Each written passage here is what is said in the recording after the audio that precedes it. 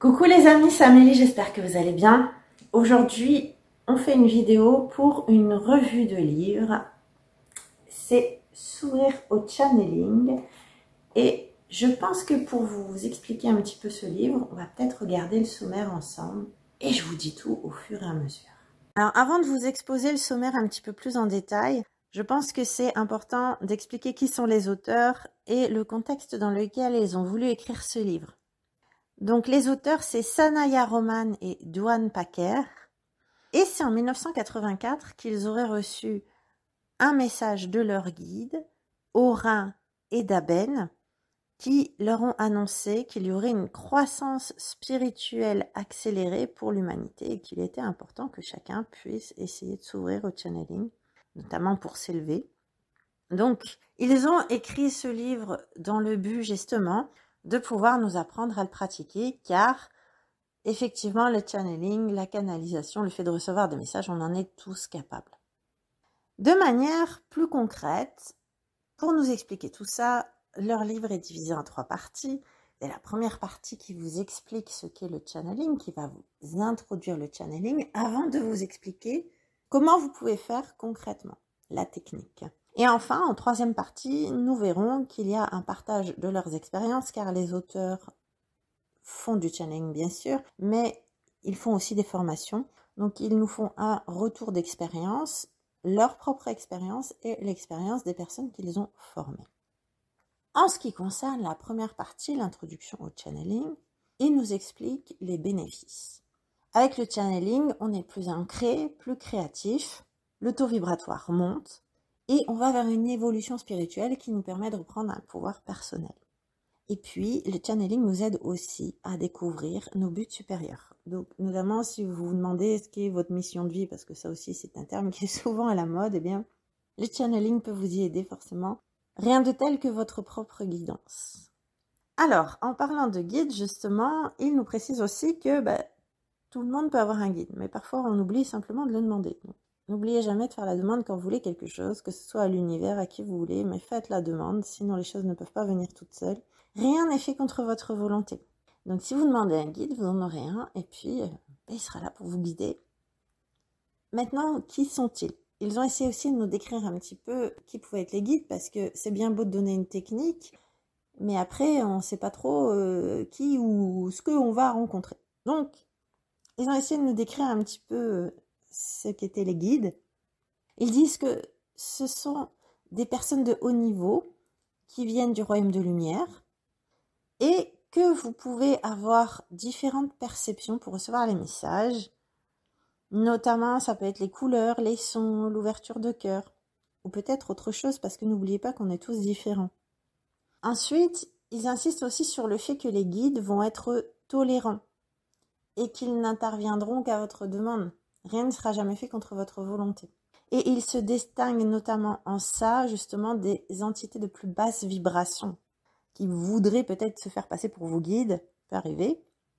Dites-vous que, même d'ailleurs dans tout ce qui est phénomène intuitif, si vous avez des perceptions, des messages qui vous semblent un peu négatifs, y compris envers vous-même, dites-vous que c'est louche, il y a peut-être une petite intervention du mental. Donc, ils insistent bien sur les faits que les guides vont être tolérants, et ils vont vous inciter à plutôt être dans la compassion, il n'y a pas de négativité.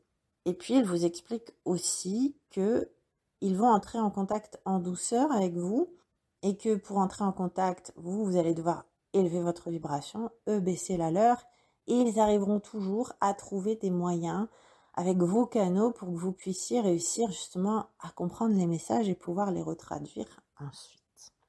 Ils insistent aussi sur la difficulté du channeling, en ce sens qu'il faut être capable à la fois de recevoir les messages et de le traduire de manière simultanée ou non, mais voilà, c'est ça qui peut être un petit peu difficile au départ.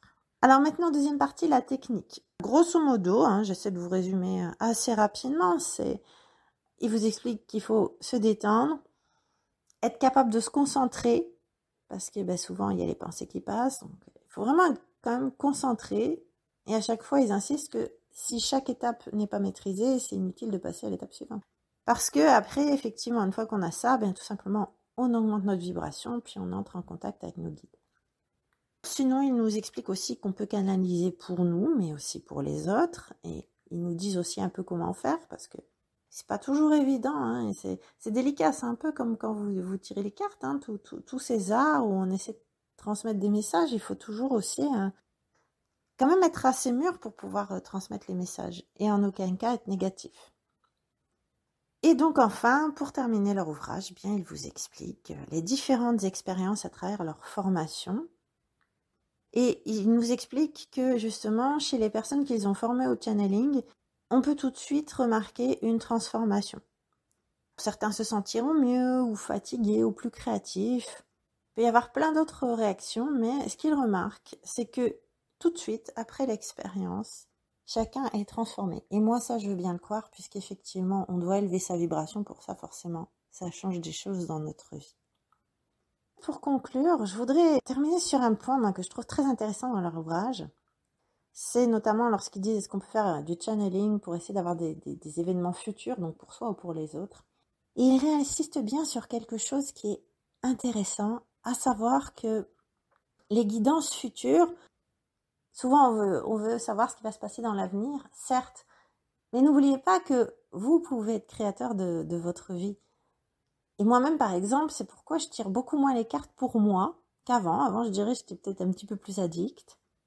Parce que j'ai compris qu'effectivement, on est créateur de notre vie avant tout. Donc, le futur, on peut le déterminer. Donc, c'est quand même ce qui est rappelé ici, que le futur peut être déterminé par ce que vous voulez créer. Et ça, c'est quand même un message qui est transcendant dans le livre et que je trouve aussi important. Donc, voilà ce que j'avais à vous dire en ce qui concerne le sommaire, le contenu du livre. On va conclure ensemble maintenant. Eh bien voilà mes amis, donc je vous invite à le lire si vous êtes intéressés par ces phénomènes de channeling ou canalisation. Alors certains m'ont dit oui c'est New Age le channeling, bah oui c'est vrai, bah, comme beaucoup de choses aujourd'hui. Je dirais le New Age il a un avantage et un inconvénient. L'avantage c'est qu'il va redémocratiser tout ce qui est un peu spiritualité, parce que jusqu'à présent on nous a dit que tout ça c'était dans notre tête, qu'il y a la matière, la réalité qui compte, c'est la matière. Donc ça ouvre un peu l'esprit des gens. Mais effectivement, ça les égare aussi un peu, il y a beaucoup de commercial et donc avec le problème qui peut aller avec, c'est-à-dire que ça vient décrédibiliser des choses qui sont quand même réelles, parce qu'il y en a qui veulent faire du commerce, tout simplement. En attendant, ça reste un ouvrage qui vous explique comment recevoir des messages, et donc on vient de voir qu'il est quand même assez bien fait, donc voilà, si vous intéresse surtout, n'hésitez pas à l'acquérir. Tout simplement, il est publié chez Mama Édition que je remercie, qui me l'a offert pour que je puisse vous en parler. Et puis donc on se reverra justement pour d'autres revues, parce qu'ils m'ont offert aussi d'autres livres et un oracle. Je partage beaucoup cet oracle sur mon Instagram, Amélie-8 Bruder, où on a l'occasion souvent tous les jours de faire un petit message du jour. Donc je vous le présenterai bientôt lui aussi, cet oracle.